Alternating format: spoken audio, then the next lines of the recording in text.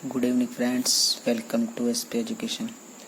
Now friends, today I will discuss most important triangle, that is equilateral triangle.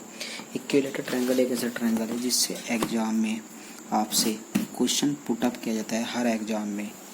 Even आप कोई सा भी exam उठा कर देख लेना, इंडिया के जैसा कोई एग्जाम नहीं होगा जिससे आपसे इस ट्रायंगल से क्वेश्चन पूछा जाता। तो आज मैं आपको इस ट्रायंगल के हर एक चीज़ के बारे में बताऊंगा और भी चीज़ के बारे में बताऊंगा कि इससे कहाँ से और किस टाइप से क्वेश्चन पुटअप किया जाता है।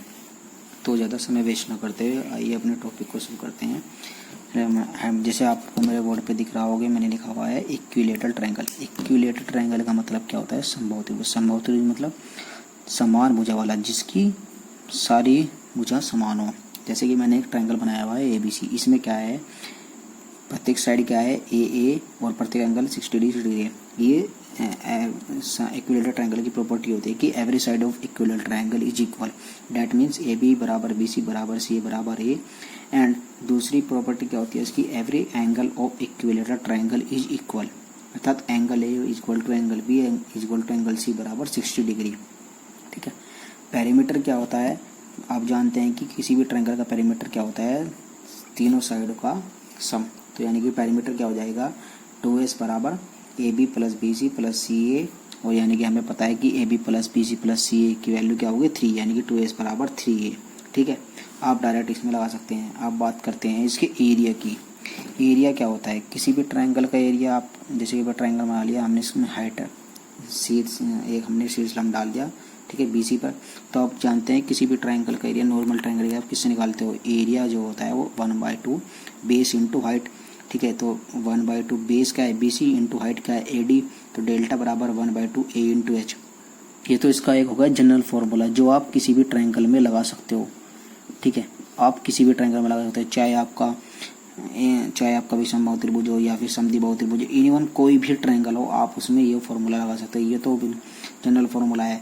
उसके बाद जो इसका स्पेशल फॉर्मूला होता है वो क्या होता है, डेल्टा बराबर, डेल्टा डिनोट करता है यहाँ पे एरिया को √3/4 साइड का स्क्वायर, यानी कि √3/4 इंटू भुजा का स्क्वायर। ये इसका अपना स्पेशल फॉर्मूला होता है जो ये सिर्फ केवल इक्विलेटरल ट्रायंगल के केस में ही अप्लाई होता है। आप इसको किसी और केस में अप्लाई नहीं कर सकते। ये सिर्फ ओनली वैलिड फॉर, ये सिर्फ जो वैलिड होता है वो ओनली समबाहु त्रिभुज के लिए। ठीक है, समबाहु। हाँ तो दोस्तों, अब हम चलते हैं अपने नेक्स्ट प्रॉपर्टी के बारे में, जो इक्विलेटरल ट्रायंगल की प्रॉपर्टी है। क्या है? Relation between height and side. मतलब जो इक्विलेटरल ट्रायंगल है उसकी हाइट और साइड के बीच में क्या रिलेशन होता है वो देखते हैं। ठीक है, उसके लिए क्या करते हैं हम, क्या करेंगे रिलेशन निकालने के लिए हम एरिया को दोनों एरिया को बराबर रख देंगे। मतलब जो इक्विलेटरल ट्रायंगल का जो एरिया होता है √3/4 इंटू A स्क्वायर बराबर किसके रख देंगे, यही जो एरिया होगा हम इस वाले फॉर्मूले से निकालेंगे, हाफ A इंटू S से। तो इसमें क्या करेंगे, 2 से काटेंगे, 2 बार जाएगा। ठीक है, A से A कट जाएगा, यहाँ एक पावर बचेगी, तो यहाँ से H बराबर √3/2। ये जो आपका है ये इस रिलेशन है, ये बहुत इंपॉर्टेंट रिजल्ट है, बहुत इंपॉर्टेंट रिजल्ट है। अब हम बात करते हैं सर्कम रेडियस की। इक्विलेटरल ट्रायंगल की सर्कम रेडियस क्या बोलते हैं? हिंदी में बोलते हैं परिवर्त की त्रिज्या। इसे डिनोट किससे करते हैं? By capital R। ठीक है, सर्कम रेडियस मतलब क्या है कि जब ट्रायंगल जो होता है वो सर्कल के अंदर इंक्रीबल हो। ठीक है, यानी कि अगर इंक्रीबल हो मतलब कि जो ट्रायंगल है वो सर्कल के अंदर बनना चाहिए, तो तब उसमें सर्कम सर्कल बोलते हैं। ठीक है, तो इसकी रेडियस कैसे निकालते हैं? R बराबर ABC/4 डेल्टा, जो डराइव होती है साइन रूल से। ठीक है, तो साइन रूल से ये जो R बराबर ABC/4 डेल्टा है, साइन रूल से डराइव होगा था। ये मैं आपको जब बताऊंगा, जब मैं आपको रूल पढ़ाऊंगा, ठीक है, सब बताऊंगा, बेफिक्र करो, डोंट वरी। ठीक है, अब हम इस समबाहु त्रिभुज की सर्कम रेडियस निकालते हैं। कैसे निकालते हैं हम? R बराबर ABC/4 डेल्टा। हमें पता है कि समबाहु त्रिभुज की प्रत्येक भुजा समान होती है, तो मैंने प्रत्येक भुजा को A मान लिया, तो A इंटू A। ठीक है, बटे 4 इंटू ट्रायंगल का एरिया √3/4A स्क्वायर होता है। ठीक है, जो मैंने आपको पहले बताया हुआ है, तो 4 से 4 कट का यहाँ से R बराबर A/√3 आ गया। उसके बाद हम चलते हैं इन रेडियस को हिंदी में बोलते हैं अंतर्वृत्त की त्रिज्या, जिसे डिनोट करते हैं स्मॉल r से। इसका मतलब क्या है? जब सर्किल जो हो ट्रायंगल के अंदर इंक्रीबल हो, ठीक है, तब हमारा इन सर्किल इन रेडियस निकलती है। इन रेडियस का फॉर्मूला क्या होता है, आर बराबर डेल्टा बाई एस। यहाँ पर डेल्टा डिनोट करता है एरिया ऑफ ट्रायंगल, एस क्या है semi perimeter of A triangle. तो आर बराबर √3, आर बराबर डेल्टा की वैल्यू रखेंगे हम √3/4 इंटू ए स्क्वायर बटे सेमी पेरीमीटर क्या हो जाएगा हमारा 3a/2। तो यहाँ से एक ए से तो 2 पावर 1 अगर कट गया, 2 दूनी 4, ठीक है। तो यहाँ पे हमारा क्या आ गया √3a/2 इंटू 3। अच्छा आर की स्मॉल आर की वैल्यू हमारी क्या आ गई a/2 √3। ये आपके जो फॉर्मूले हैं ना, ये आर बराबर स्मॉल है, ये मोस्ट इम्पोर्टेंट फॉर्मूले हैं दोनों। इनसे क्या होता है आपसे एग्जाम में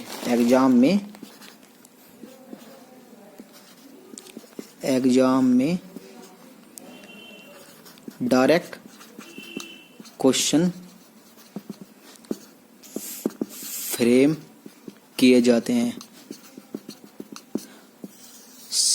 एसएससी के मेंस, एसएससी का जो मेंस होता है ना, mains,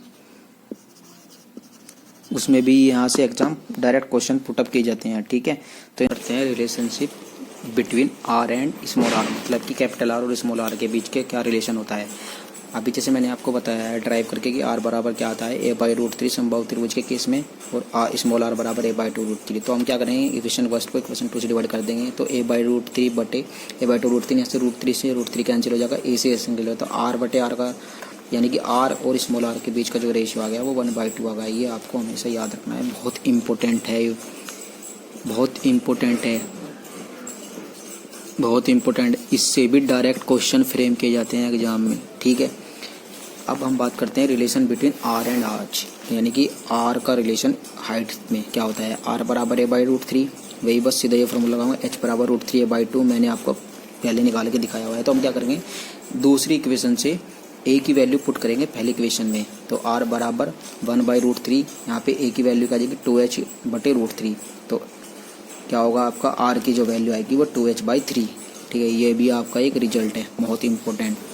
relationship between R and H, R बराबर स्मॉल आर और एच के बीच में रिलेशन है। स्मॉल आर की वैल्यू क्या होती है, आर बराबर a/2 √3 इक्विलेटरल ट्रायंगल के केस में, और इक्विलेटरल ट्रायंगल की जो हाइट होती है वो क्या होती है h बराबर √3a/2, ठीक है। बस वही काम करना है, a की वैल्यू उठा के इस r में रखनी है। स्मॉल आर बराबर 1/2 √3 इंटू 2h/√3, यहाँ से 2 से 2 कट गया तो r बराबर आ गया h/3, ठीक है। ये आपके जो मैंने आपको ये बताए हैं, ये आपके ऐसे रिजल्ट हैं जिनसे एग्जाम में डायरेक्ट क्वेश्चन फ्रेम होते हैं, ठीक है। आपसे ये थ्योरी के रूप में भी क्वेश्चन पूछ लिया जाता है, ठीक है। एसएससी मेंस में तो खासकर पूछा जाता है, ठीक है फ्रेंड्स। अभी हम आगे, हाँ तो दोस्तों अब मैं बात करता हूँ इस इक्विलेटरल ट्रायंगल के सबसे मोस्ट इम्पोर्टेंट पॉइंट के बारे में। जो इक्विलेटरल ट्रायंगल होता है उसमें जो ऑर्थो सेंटर होता है, इन सेंटर, सेंट्रोइड, सरकम सेंटर, ये चारों जो होते हैं एक ही होते हैं, मतलब एक ही पॉइंट होता है इनका, एक ही पॉइंट होता है। मतलब कि क्या है, इक्विलेटरल ट्रायंगल में orthocentre, incentre, centroid, circumcentre are in the same point. मतलब कि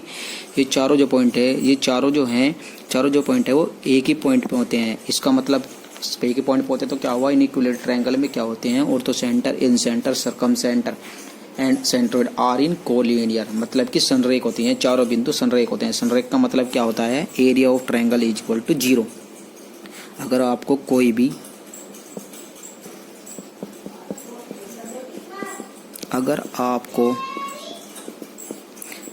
कभी भी पॉइंट को संरेख प्रूफ करना हो तो आप ट्रायंगल का एरिया ऑफ ट्रायंगल 0, तो आप एरिया ऑफ ट्रायंगल 0 निकाल दो,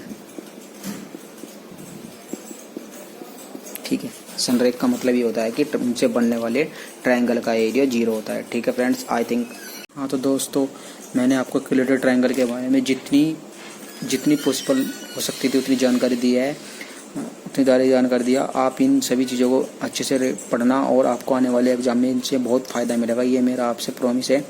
और हाँ, अगर आपको ये वीडियो अच्छी लगी हो तो please like this video and subscribe my YouTube channel. तब तक के लिए पढ़ते रहिए, मिलते हैं आपसे कल नेक्स्ट कंसेप्ट के साथ। Good bye friends.